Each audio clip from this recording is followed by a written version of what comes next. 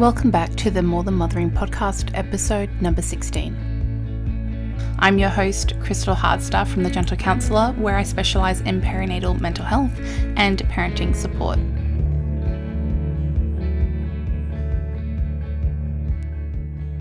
And today on the podcast, we're joined with Gemma from Together Perinatal, and we have a really juicy chat today. So, warning for maybe some swear words being thrown around. If you have little ears around, you might want to pop your headphones in. We're going to be talking about acknowledging the shit show, the power of the collective experience of motherhood. And I love that Gemma came up with this title, but I'm more interested for you to learn about Gemma and hear where she's come from, what she does in her business. So, Gemma, do you want to start by introducing yourself to everyone? Sure. Thank you very much. I'm looking forward to having this chat. Yes, my name is Gemma Smith, and I am a perinatal counsellor, a social worker, and I work in Coorparoo in Brisbane. I work with mainly women who are pregnant or in sort of like semi-newly postpartum, and I've been doing that for a couple of years now. Prior to that, I was working in HR, in inclusion and diversity. That was before I had my own kids. So I guess that's kind of like where it all starts, because I didn't really have much of an idea of what motherhood would be like before it happened to me, and then saw some pretty gaping holes, and here we are. I think that's what happens to a lot of us, to be honest. I feel that sentiment is very much similar in my own story of realizing what it's like, because I went from working primarily with children to then working with adults, because I saw that was actually where the attention was needed more, and also that ripple effect of supporting the parents, and then that supports the children from that. Absolutely. Yes. And I think so many people come to my work and they're kind of like, oh, it's just really weird because like once you're pregnant, people don't care about you anymore. Everybody's like, how's the baby doing? And like, when's the baby coming? And what's happening with the baby? And, even this week, actually, one of my clients is semi-newly pregnant, and we were just talking about like, oh, that's so overwhelming with all of this information that we just don't know. And I guess actually one of the things, and kind of going to talking about the shit show of motherhood, is that we don't know what being a mum means, and we derive like all of this meaning from really random sources. Like TV shows where it's like Stepford Wives style, or the 1950s Housewife where they're all like high on cocaine, but we forget about that. I mean, I'm sure it made a lot of parenting a lot easier. Getting the housework done. And it's not even shows about mums, right? A lot of what we learn about motherhood from shows is what we don't see in the shows. We never see shows that show any of the monotony of motherhood. We don't see shows that show the realness, because, and we all know why, it is sometimes terrible and boring, and it doesn't have all of the things that we love in entertainment. Like we love the drama of the Stepford Wives or whatever else is on. We love kind of the hype of all of that. Humans love that like romance type stuff. Like we love that drama. And with kids, they often take us to that place that is like slow. And like they're obviously dramatic AF sometimes, but not in the same way. They're dramatic in a way that is like hard. Yeah, it's like taxing on you, like sucks the energy out of you. And like if you had a television show that accurately represented, a character who's a mum with a baby, you wouldn't have the show, because that hour would have just been spent trying to get that baby to sleep. Yeah. Or just a screaming toddler for an hour straight. Yeah. Or just trying to do one household task. Like that is how it would be. So we don't see that represented. It gets glossed over. And then when we're in it and we're like, why is this so hard? When on TV we see people with the baby in their arm, and we see people's kids walk through the frame and say something funny and walk out. We don't see motherhood before we live it. Yeah, we see the nice, like, glossed over lipstick version where it's made to look pretty and all the wonderful things, which, yes, we know it has all those wonderful aspects. Of course, we all love our Yes. children and we have those enjoyable moments. And it's just that there's none of the balance between seeing the other side. And I think for myself, that really only happened not only from my own experience being literally pushed into the deep end and being like, oh, okay, this is actually what it's like. And then going into like Facebook groups and hearing everyone else's stories and then making friends and then with, you know, the few good friends where you can be vulnerable and share, then having those honest conversations where you know you're not going to get judgment and you just feel more seen and less alone. But I don't think we have that enough. And also it took me a really long time to even get to that point in having friendships like that. I don't know if you've experienced anything like that. Yeah, I think from the I guess some context is my first pregnancy was very planned. So we like did want to have a baby, and then we got one, and I was very grateful for that. But also it was like such a shock that when it happened, it was like, oh wow, okay, like this is all very real. And I was only just ready. You know, I said like, I will finish my master's and I'll go overseas. And when we get back, we'll settle down and try for a baby. And within like a very, very short period of time, that had all happened. So super quick. yeah. And this is another super taboo subject, right? Because we all know about the sort of like harrowing infertility journeys that people can go through. So something that people don't actively say out loud a lot is that if people do get pregnant quite quickly, there is no support on that end of the scale because everyone's like, oh no, I like and so you're literally starting your journey in shame. Like, yeah, that's so guilt. interesting because we were the same because I have 2 living children and we didn't have any issues conceiving them. And I know some people might be listening to this who know since then I'm now in an infertility struggle. I'm experiencing secondary infertility loss. But so for me, it's interesting because I'm actually experiencing both ends of that spectrum where we literally thought about getting pregnant, bam, got pregnant with both our kids that we have, and compared to now where it's not happening. And I never made that connection until you just said that I have always been very wary in mentioning that to people, or I'll put a joke like I'll say, oh, we were one of those annoying people that falls pregnant straight away. And you're right, it's already living in that space of shame. Yep. Yes. So from the second that it happens, because you are, well, a lot of people, so I see people in counseling who present like this a lot. They come in and they're like, this was planned and it happened really fast and I'm super overwhelmed and I don't know because there was no lead up and now I'm just in it and I'm like freaking out. And I also don't feel like I should say that out loud. And I'm like, yes. But also, this is the perfect way to start unlearning all this stuff that we need to unlearn in motherhood, where we can definitely be very open to supporting everybody's experiences, which do also sometimes include getting pregnant quickly and completely kind of being just in it so straight away that it's so overwhelming. So I just felt like when that happened to me, I was like, oh my God. And I just was like excited and then also just had no idea what I was doing. You know, so many people get into pregnancy and like, I didn't even know that pregnancy started from your last period. Like you even find out. Yeah.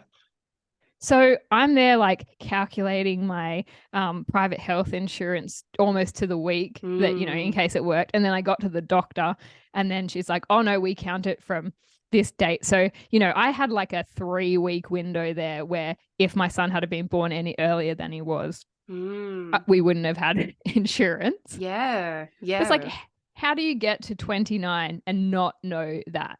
To make you feel better, same. The most that I've learned about my body, the women's body, the cycle in its entirety has been now, and I'm like 32. Right. Yeah. Same. So if it makes you feel better, I didn't learn about that pregnancy thing until I was pregnant as well. You're like, oh, I'm 4 weeks, even though it's been like 2 weeks. 2 weeks. In my brain. Yeah. Right. And this is also about that if we if we had this kind of thing of acknowledging truths and things and being able to be really open about the experiences, people who are fully fledged adults and women and who are actively trying to have a baby would know that about themselves. Yeah. We see heaps of people having to learn just in general about fertility and the fact that, you know, like we ovulate at a certain time and then this is the actual window of fertility, and like all of these things that so many of us don't even learn until that point in our life. Like that seems wild. And that's It's just another bizarre, thing. isn't it? Just Yeah. learning as you go, which I guess is part of the human experience of learning as you go. But I think in certain things like this, where we actually already have access to that information, it should be Right. shared more wildly. And that's what I don't understand, how we're missing that completely.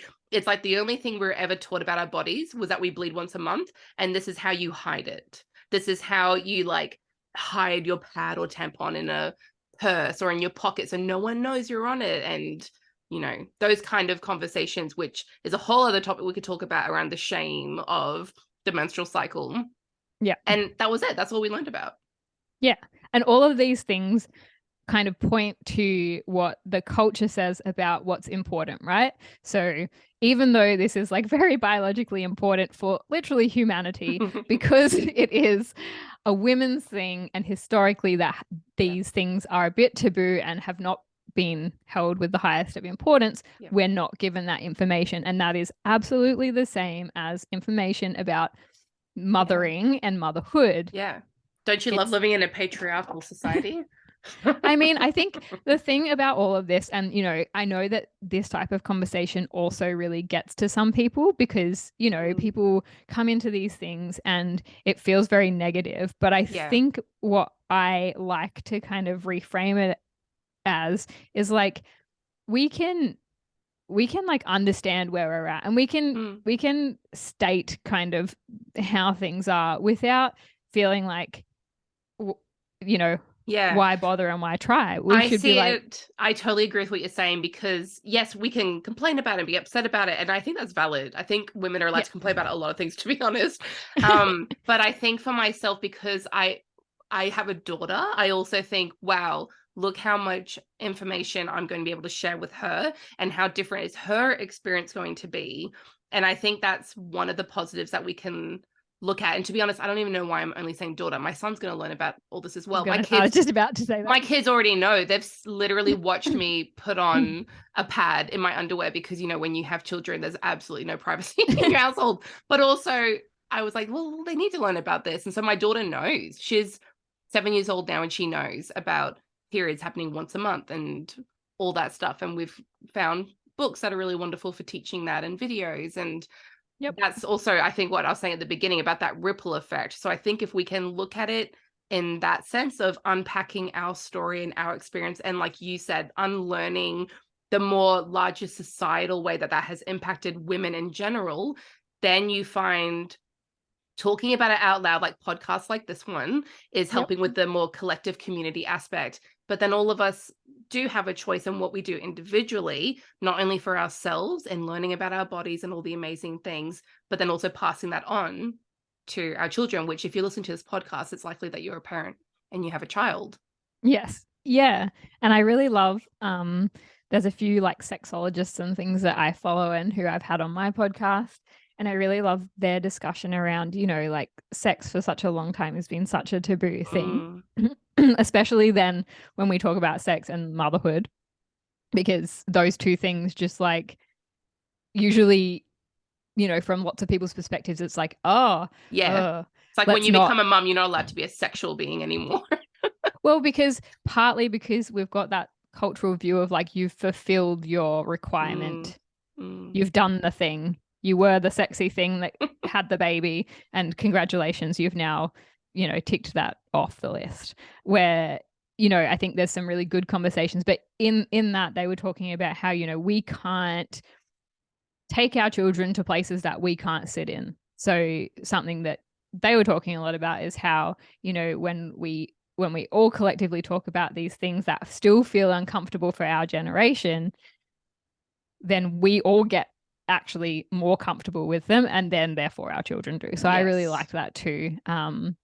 And, I Yes. hadn't really reflected a lot that I felt like our generation actually was quite progressive. But then when I talked to so many people, like, even in the context of a counseling session, like to actually, when people start talking about their sex life or something like that as a parent, everybody's still giggling and like Yes. They shy people are away. still, yeah, we're shying away from it. It's like, I love the fact that there are going to be so many more conversations about, sex and all of the other things that people come to talk to me about. And that's actually one thing that I wanted to probably like list, I guess. And I'm sure you have something like this as well, but like that people come to me mainly to talk about things like them being challenged with the fact that their identity has changed as a mother. Yeah. Or their relationships have changed as a mother, that they feel anger a lot as a mother, which is not something they had thought that they would feel. That it's brought up a lot of trauma for them. That's another big one, which you wouldn't think again, because we get sold this thing of like, having kids is fulfilling and will make you happy. Sort of like, not really. No, they're just balls of triggers, really. They really are balls of triggers and fulfillment through this really, fiery self-development process. But then also people trying to figure out what their roles look like, especially with careers and things like how does that work in this current, we have nobody to go off because our parents did it differently because they're historically in a different time. So we don't have a role model for that. Yeah. And so the amount of things that you're even listing now, and I can still even think of more, and even people listening and thinking of more. And it's like, that's why this feels like a shit show. Because it's not just one thing, even though we're talking about, of the motherhood experience. But with motherhood, that's like one of our identities that we give ourselves amongst all these other things. And also your identity of motherhood is still changing and impacting in all those areas, with work, with the relationship, with your friendships, with your body image, with sexuality, like all those things is still altered a little bit. And if we're not talking about it, not only are we not hearing other people's stories, which is really valuable because they might have a different or similar experience, and that's valuable in itself, but also for you to be able to verbalize that and be heard and witnessed by others is really important to feeling like that's your time and your story and you're able to process that. That's really important. Yeah. Yes. Something that I love to do. I often speak at mothers groups, and I do the same sort of thing in all of them because it's so good. Exactly that. We talk about something that has been a surprise and something that has been a challenge. That will take up the hour easily with like 10 people. Even if I were to answer that now, easily we would be speaking for an hour again. Right. And the good part is that it covers all of these things and several other things. And even in a group of like 10 to 15 people, absolutely there are going to be people in there with similar experiences. So they can look and go, oh, like I thought I was just failing. Or like that person looked like she got here and she was totally fine, but actually she's not fine. And I find that comforting. That has to be the biggest thing I've learned since I've started working as a counselor, is you just should actually always assume that every person you see on the street is going through something, because you can't pick it by the way someone's looking or acting. Sometimes you can, but people are also can be very good at masking and hiding it. And even what you're talking about with like having the mother circles or mothers groups to go to, I think it's a way that you can beautifully combine having empathy for others and also compassion for yourself. And I was thinking that even when we were talking about the fertility side, like whether you've fallen pregnant straight away or you've taken longer, you can have empathy for others that are in a different or challenging situation and still compassionate to yourself to alleviate some of that shame that we might be feeling around that. And I think those are two things that we're really missing, because I feel like a lot of us haven't been modeled how to do that. We've been modeled maybe like being sympathetic, but empathy is a little bit different and challenging, especially if you haven't experienced someone being empathetic towards you. And then self-compassion. I mean, I can't think of one role model that would have modeled that to me at all, and being kind to yourself. I've only ever seen in movies like we were talking about, or heard other people speaking not kindly about themselves. So I think those are two really important skill sets that is going to help alleviate a lot of that pressure that we're feeling. And it's hard too, because it takes time and a lot of practice to be able to implement that to a level where it feels not fake too. Yes. And it requires that context, because if we're going to be nice to ourselves, we're humans and we all work within, everybody says you shouldn't compare yourself to others, blah, blah, blah, We which all is do. like biologically, that is how we have survived this long. Because that's how we keep ourselves safe. We look around and we see, who's got what skills, who's better at this, who's going to be bigger, stronger, who's going to do this, who's got, like that is how we assess the world. Yeah. So telling us to not do that is very unhelpful. Telling us to do it in a way that's like, okay, what does this person have and how can they do that? And then what does that mean that I bring? And also, if I hear all of these stories, then I might have been being really mean to myself about the fact that my toddler's having so many meltdowns, because prior to having information, I think I'm failing because they're losing their mind. Yeah. Yeah. But then you hear everybody saying like, no, actually this is my life and this is the shit show that happened trying to get this person's socks on. Then you can be like, oh, okay, well, I'm not personally failing. And motherhood is such a experience where we're like kind of sold that thing of personal failure. If you find it hard, then you can do better. It's like, yes, there's always room for like us doing things that help us to be positive, but also it's hard because it actually just is hard. Yes. What you just said then about like doing better. I was reading a really interesting article the other day. I can't remember who wrote it, but it was something about how the 90s mothers, which is largely where we've all come from, like in that age period, were that generation where it was women can have it all. And it was talking about how that's now affected us because we saw great role models of women getting into, higher job positions or, equality, like all those kind of things, and having their family and all those things. But then the side effect of that we're seeing now is that pressure was so high to look like you were achieving 100% in all those areas. And that's also contributing to why we feel like we're failing. And I'm putting that in inverted commas for those of you who are listening and not watching me. Because we're thinking that we have to be to that standard of women can have it all, girls can have it all, like girl power, being a superhero mom, like all of these empowering words. But then there was no balance to that. And so it's like we went from one extreme to another. And I think we're all still trying to figure out how to find balance or even check in with ourselves. Like, is that even what I want? So it's also that, like you were saying, that comparison. I find a lot of time comparison can even be, I don't know if misled's the right word, but maybe not actually in tune with like your inner compass of what you're wanting for yourself. It's more that we're being told what we think we want. And I know like social media is a big one for that for me, like where you get that influence from whether it's like the wellness industry or children's clothing or toys or parenting styles or Montessori, like all those things. And it's like information overload. And you think, oh, I'm supposed to be doing all these things because that person's doing it. Yes, yes. Social media is such a double-edged sword, I feel like, in this space. Because one thing that we know, right, is social connection is the most important, like, preventative factor for mental health for literally everybody, including mothers. Yeah. So we need to be connected. And in motherhood, it is quite often one of the most isolating times of our entire lives. And what's the easiest place to reach for community? Your phone. Right. And that actually is. And that's not like a what's the easiest place in a like lazy way. It just actually is convenient.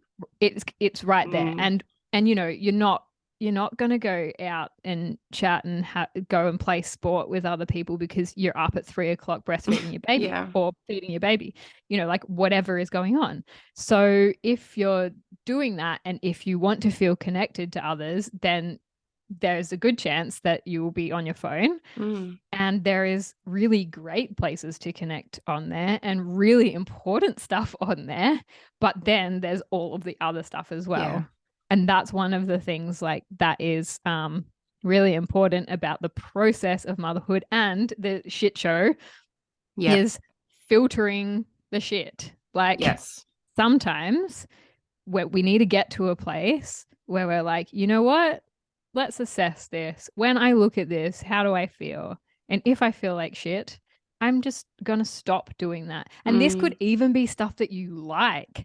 You know, there are like some people on Instagram who I really like and I was following. But, you know, if I'm in like a period of self-doubt or something and I'm watching their stuff, then I'm going to start going into a hole because I'm like, I can't be as good as that person. So I just stop following for a bit. It doesn't mean that I don't like that person. I actually do. But for a second, I'm just going to take a moment and not look at that while I just do my own thing because that is who I am and that is fine. I think that's such good advice to tell people, like, it's okay to unfollow accounts that don't make you feel good, even if you liked that person. And I think there's a few things that contribute to that makes it really interesting. And something I've learned about is the term parasocial relationships, which essentially talks about how when you're watching someone so much online, whether it's Instagram, Facebook, TikTok, whatever it is, you're because your brain is seeing this person's face talk to you, essentially it makes you think that you're actually in a relationship with that person. They call it parasocial, just if anyone wants to hear that term and Google it. I'm acting like I know everything about this. I don't. I'm just sharing something I've been learning about. No, it's really good. But I it like makes that. you feel even more connected to that person, which has been even interesting in my job, because in some part it's actually made clients feel more comfortable to come to see me because they feel like they already know me and they feel a bit familiar. But that's also jarring for me because I don't know them, because I'm the face, not necessarily knowing who they are. And also this can be very influential in who you're following, the parenting style, whatever the thing is, that then they're influencing you and what your beliefs are going to be, or what you're going to buy from them if they're an influencer, for example, because of this parasocial relationship. And in saying that, so many of my really good friends now are people I've met on the internet, even though we were all warned not to talk to strangers on the internet. And now so we're like, how good is this? It's just like finding balance in the context. So like I can understand how a parasocial relationship may work where I feel like I know this person I'm following, but they literally have no idea who I am. And I need to keep that in mind when I'm DMing them or whatever it might be. And also there are people I have connected with where it's been like a mutual exchange and getting to know each other, and they're really good friends of mine now. And those are two very different things, but both have given me different things, even in my motherhood experience. And unfollowing some of those accounts is really necessary when you feel that pang of like guilt, or, oh, I didn't look like that after my postpartum because they've just had a baby and they've got a flat stomach. Or one of my biggest gripes, and I talk about it quite a lot, is like parenting coaches or parenting experts. And their standard is like perfect parenting, and they don't at all acknowledge context or any of the hard stuff. They just have this information of, you must be a better parent, and that can be very overwhelming and apply a lot of pressure too. And also, sorry, I was going to say, you know, like some of it too is really hard to figure out what to filter, because there are lots of accounts, and I'm sure you follow some of these as well, but like a lot of the psychology accounts, there is a heap of really good information in there, but we can all, and even within this, we can overdo it. Yes. Like we can also overdo self-help. We can overdo anything. So I feel like part of this, like acknowledging things, is to acknowledge like, okay, if I'm like hitting a limit here in any of these things, maybe I need to stop trying to continually find the solution to this one thing just for a moment, and just pause for a second so that I can come back to it. I think one of the things that a friend and I were talking about it in the context of dating, but I said to her, this is so relevant in the context of motherhood as well. Choice, right? So we were talking about, why was it so, you know, easy before to find a partner and be somewhat happy with them over the long term? Because we didn't actually see the billions of other people in the world. This is something Esther Perel talks a lot about. She's one of the sort of like worldwide people who Yeah, is she's very great. good, with relationships. Mm. So she talks about the fact that the more choice we have, the less sure we are of anything, particularly the choice that we do make, because we can also see all the choices we didn't make. That's so interesting. It's like the whole grass is greener on the other side analogy, and that's constantly in our face. And it's not that it's not true either. And I think this is where it gets confusing for our generation, Mm. because we're the first to have had all of this. It's not that it's not true. So, a dating sense, it's not that it's not true that you may not find somebody else who does meet those needs better, or, but there'll always be some sort of context around it. And in motherhood, it's not that it's not true that your life, it may improve if you buy that glow dreaming light or whatever, and it totally may not. Like, that may be your best purchase you've ever made, but it also might not be. And it really depends on like why you're purchasing it in the first place, Yeah. whether you are doing it. Yeah, like there's just so many choices in motherhood. And because of that, we're not good at feeling really comfortable about the choices that we make, because we can always see what other people are doing, or Yeah. all of the new choices that we have since we made the choice we made. Yes, and you can make a choice so quickly, like immediately, rather than a choice you may be pondering on something for like a week. It's more immediate, and I think we feel that sense of like urgency, especially if it is something like, for example, being sleep deprived, because children Yes. still want to torture you and wake you up at night, Yes. which I've And been and there. absolutely. And also, like, I think the other tricky part of all of this is that all of this is totally valid. And it's not to say, Yeah. like, all of us have made a purchase that we're like, oh, wow, that probably was not something I necessarily did need. Or, that was definitely made in a moment where I was feeling like, where I was like vulnerable almost, because I was just Yeah. being pushed to the brink with something. But this is another reason why I think sometimes having, more context to people's real experiences is a good thing. Yes. And You have to noting, hear that different context as well, and how everyone thought about it, felt about it, reacted to it, responded to it. Yeah. right. And so, like, for me, that has always looked like my mother's group. I just did one of the community health ones, and then I'm like a real spreadsheet person and a real lover of just like leading groups. So I just kind of like accidentally became our unofficial coordinator during that time. But I really love that, because we still chat all the time. We have our group chat, and always, for a really long time in the early days especially, but even still now, always somebody will post in there like, hey, because we're all at the same stage, what are you guys doing for sleep suits? Or like, what are you putting your kid in right now? Or like, how did you make, and now we're all like, which school, how are we choosing schools? Yes. But then we can all hear each other's rationality and how we're reasoning these things, and then we can have some form of context from which to make a choice. Yes. And also, even in that, you're probably going to have everyone having different things that they're going to say, and then everyone being okay with your answers being different too. Yes, that's been a really nice thing throughout the whole thing. One prime example that I thought of as soon as you said that is there were 16 of us in our group, and we all sent our children to different daycares. Yeah. And we all live in the same area. Yeah. Wow.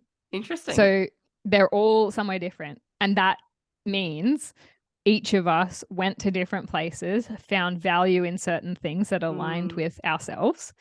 And then we've all supported each other with all of those choices. Yeah. So that has been a really good thing. And that's another reason why, knowing that, you can then reflect on like, oh, wow, that just does mean that there are a lot of individual things to this. So I also don't need to do what everyone else is doing. It's not so black and white. There's a lot of gray area, and you have to get comfortable being in the gray area, because what you want to do is probably a lot of the time not going to be the exact same as someone else. And like you said, the context is important. There's going to be a lot of different factors into making decisions about certain things like that. And also, I think that we tend to forget that you can also change your choice. Like if you choose to do something and it's not what you thought it was going to be, then you can pull back from that. You don't have to keep fighting and seeing it through. If you are not happy with that decision, you can always stop. Yeah.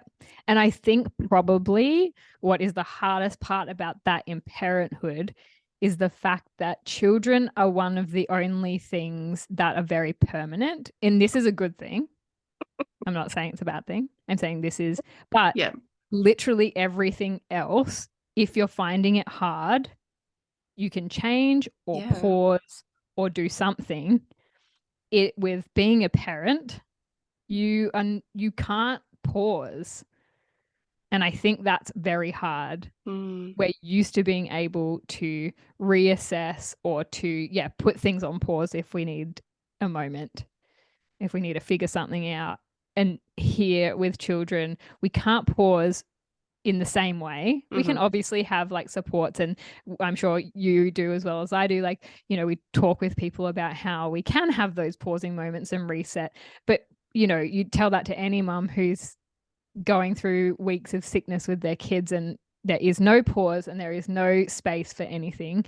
It's a really hard thing because every single other thing that you can do, you can just pause if you have to. Yeah. And that's a really good point. Sometimes you are in the thick of it and yeah, there is no way out. And nope, there's also kind of not supposed to be a way out no, because not everything is meant to feel comfortable and happy and easy all the time. We're going to have those low points. And yes, it's good to know that and expecting it. It just sucks when you're in it. And then you're so totally. relieved when you're on the other side of it. But when you're in the thick of it, sometimes it's just, yeah, this sucks right now. And that's all there is to it. Yes, yes. And people, we are not set up for success in dealing with feeling uncomfortable. This is something that our parents' generation did terribly because Yeah. they also helped us to avoid feeling uncomfortable for most of our life. In a way that they were, you know, doing in a loving way because they had capability Same to with do their that. parents as well, like the whole intergenerational side of it. Yeah. Yeah, and like none of that is bad. It's just the fact that we are not set up to deal with that. Another Yeah. relationship thing with the Esther Perel sort of situation. She was talking about how that works in relationships where, you know, people a long time ago, like they didn't expect things to be good. There was wars, Yeah. there were, you know, people that medicine wasn't Famine. as good, Yeah. you know, lots of like very bad things Yeah. would happen to a lot of people. So there was never an expectation that anything would be nice. And if it was nice, people were like, wow, that's nice. That's what this How feels good. like. How good. Great. But anyway, back to just drudgery. Sucking. Yeah. But in some way, that set, you know, they weren't there having like an existential crisis that they weren't happy. They were just like, you know, the world You is have to get hard. on with it. Yeah. And not get on with it in a way of like, don't feel your feelings, but they didn't have the feelings to feel because they weren't like, why there's a problem with me because I'm not happy. They're like, you know, the This world is is how it is. hard. Yeah. Bad things happen. When now, like, it's another double-edged sword. We're in a beautiful time in history where we have great modern medicine. We have access to so much information. We have, you know, all the things. We have all of these resources. And that in turn, also accidentally, makes us unhappy because we feel like we should be able to be happy because everything is fine. So it's kind of like a really hard thing, especially in motherhood, where there's that kind of cultural expectation that that this is going to be, you know, a really fun and positive experience. When actually, like, motherhood is, yes, overall, it's a wonderful experience. Mothering and parenting in general, like a lot of it really sucks. What do you feel like has been the most like impactful thing that you've implemented or like lesson that you've learned in your personal journey, or like something that you wish you could go back and tell yourself at the very beginning if there was any magical advice? You know what I think is that like the weirdest part, I mean, one, definitely learn about matrescence and just like what that is and how we go through that as a process so that there's an understanding. But I really, and something that I say to a lot of people is, I think the problem is that there is no one piece of advice. and that we need to be much better at acknowledging that this is a process. Yeah. So unlike something you can learn and then know and then do, this is a kind of lifelong process. Mm. And we actually learn a whole heap better from like having to make a lot of mistakes and then get really resilient to that. Like it's a resilience building thing, isn't it? It is. Like Yeah. over time. Yeah. And we get more sure of ourselves because once we've made all of these decisions, we understand how we felt about that and what came of it. So, you know, this is why we work with lots of first-time parents, because it's the first time they've had to make these hard choices. It's the first time they can't pause when they need a break. It's the first time they've had the type of fights they're having with their partner. It's the first time at all of that. And then obviously as we go, we get better at all of those things. And then, you know, this is why the world continues to be populated, because we understand how it works and we get better at it. We work through those things and then we do decide like I could actually probably do that again because now I have so much learning from what I just did. So but I think acknowledgement of it as a process is a really good thing because it's not something you can just know. I really agree with that. And because I was thinking, like, what would my answer for this be? And I think it's similar in that the word like race like sticks out to me, as in like it's not a race. Like we're not meant to be speeding through the newborn, baby, toddler, whatever age thing. Because I think we also all can think about like how fast it can go too. It's such a weird thing. When you're in the thick of it, it's like the most painful, mundane, slowest thing of your life. And now I'm sitting here with an almost 5 and a 7-year-old, and I'm like, oh, where did that baby and sleepless nights and toddler that was driving me crazy go? So it's also really important to, whilst you're in that process and that journey, which is just things that are going to take time, to take a moment to pause and reflect on when it was hard compared to where you are now. Because I think, like you even said with resilience, I think giving ourselves that acknowledgement of, hey, look, I did that. Hey, look, we did actually make it through, is also helping to remember that you're on the other side of it. And I don't know if it's positive thinking, because I definitely don't want to make this like a toxic positivity thing, but it's just important to give yourself credit where credit's due. Like that was really hard. I thought it would never end. And now I'm here where I'm realizing, hey, it's not as hard, or maybe it's not that It's hard in a anymore. different way. Yeah. And I think we just need to realize that's just how it's going to feel in many ways. But you can still feel good about that too if you give yourself some self-compassion and grace, and you just slow things down a little bit and just check back in with yourself. Like, is this actually aligning to what I'm wanting? Is this the life I want to have? Are there things that I can find solutions to, or are there things that I have to accept? Yeah. And I think that's the key. That's the key toxic positivity wise. It's like, that is perfect. Let's acknowledge stuff, but also let's figure out, what are the things that I do have some level of control over here? It's absolutely great to, you know, increase supports when you're in a hard time, or find answers to certain things that you need, or do all of that. And then, what are those things that will not change? And if that's the case, what do you do with your mind? Because that is what is left. Yeah. If there is no answer to why your child is waking up so much, if you have tried everything, if this is going to be a stage, then how do you frame that in your mind so that you do keep going? And there are, you know, and it's one of those things where people can argue both sides, right? Can't they? One person would argue like, people shouldn't reframe, people should continue until something works. And then others can say, I don't want to just, surrender, because surrender has this thing of like giving up. But actually, like, it's not giving up if it means that we get some of our agency back, some of our energy back, and it means that we get through it in a better way. It's so funny because as you're saying that, I'm thinking about, like, I know there are people that are like, oh, I pushed through and I tried a million things and then this worked and that was great. But I know for me, when I was pushing through and trying a million things, it made it so much worse. And I felt so much more drained. And so that word, like surrender, I always think of like flexibility and flow. Those were kind of the words that I like to use, especially when you have like a baby and everyone's telling you about routine and scheduling. And it's like, well, I can find flexibility in this and I can find some flow that's still going to feel good for me, because my personality or just the way my energy works is not an on the go person. I like to kind of, go with the flow kind of thing.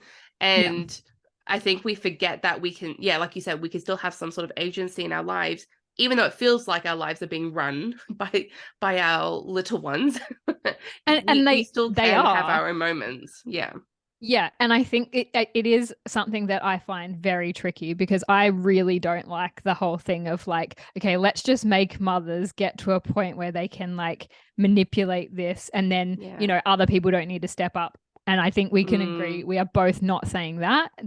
As a society, we need to step up for mothers. As friends, family, partners, everybody does community, need to step up for. That's where it's community needs to. There's so much to do from a community perspective, but because we are talking about an individual perspective, I remember talking to one psychologist who's also based in Brisbane, and she talked a lot about people working with their values. So for her, she had kids like very, very close together, and it meant that there was a little period there where she like really could not exit the home.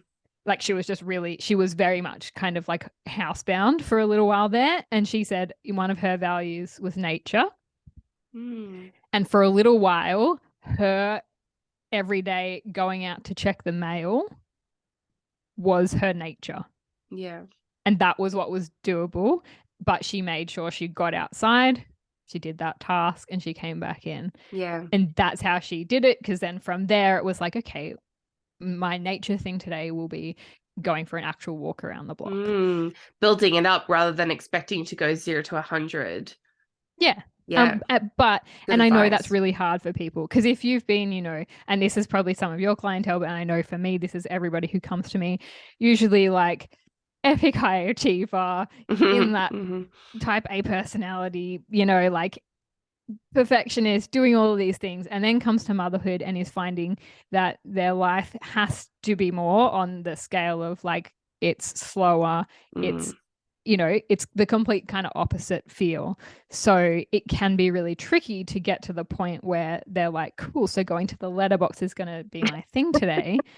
Yeah. But I think from the perspective, that person was similar, and I think for her that felt good, because it meant that she knew that it aligned with her values. She knew that it was a goal that she could tick off for the day, and then that she could build on. And, as you said, she blinks, years go past, and here she is, and her kids are older. But during that time, that was the way that she found worked. Maybe that won't work for everybody, but I think it's important that people know that there are so many versions of that type of thinking that can help us when we're just in this zone where we really can't change a lot of the outside factors. Yes. And when you have the other side of that spectrum where it's not the type A, then it's those people who feel like I should be. So they're like shoulding themselves. They'll use should a lot, which is like, I should be doing more. I should be doing this Pinterest activity. I should be going for walks. I should be putting on makeup and getting dressed in the morning. And those shoulds usually come from not being aligned with your values. It's like you're trying to borrow or take from someone else's value. Or again, like we were talking about before, with all the pressures that are put on us, it's something else that's trying to tell us this should be a value. And I even just said should then when I said that. So I also talk a lot with clients about like, whenever you notice that you're using the word should, you need to pause and pay attention to that. Yes. And that's I always say, from a place of like, who said that? Yes. Yes. And then people will be like, it doesn't belong to you. It's, or, like, or when on the other one is not just should, but when people say such and such, or people are just saying that I should be doing this. And I'm like, who's people? And then usually people is like, oh, that's my mother-in-law, or like, oh, that's my sister, Or, oh, it was this one random person in one Facebook group. Okay, well, actually, when we're thinking about people, then that was one person with not very significant value to you. However, it's very different when people is somebody's mum. Yeah. Or people is somebody's partner. Yes. So yeah, there's context in all of it. But I agree, shoulds, and when we're having statements about that's another should, people are saying I should. Yep. Who is people? And what are they shoulding you about? Yeah, where is it coming from? Yeah. Yeah. And I think that also comes to like the truth. We kind of think of like what people say is the truth. And I talk to people, I talk to clients. Now I've got people in my mind. Who's people? I talk to clients about how something may be like a truth, but it's not the truth. So what someone is even saying to you, that might be true for them, but it's not like the truth that everyone needs to follow or believe in.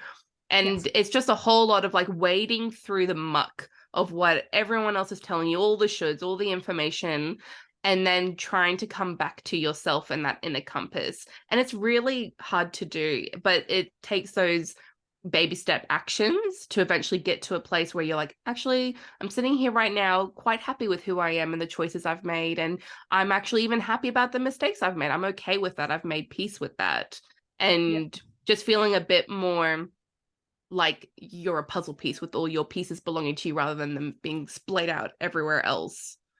Yes, I really like that type of analogy. And I think that's why, you know, when we think about why it's so important to have social connection in this space, it really is like having people around you who are happy to watch you put your own pieces together. Yeah. You know, like that's a really nice space that we want to be in. And for lots of people, that's not the case. For lots of people, they've got unpacking to do about, you know, their parents who potentially put all of their pieces together for them. And suddenly they're a horse puzzle and they definitely are not a horse.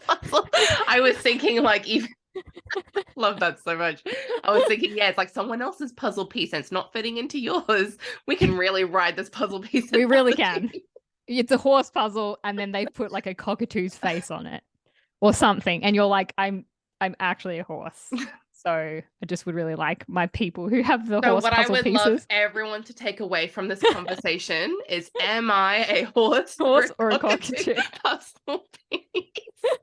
Or any of the other puzzle pieces. Please message us. So that's like our secret code to know if you've actually listened to this episode.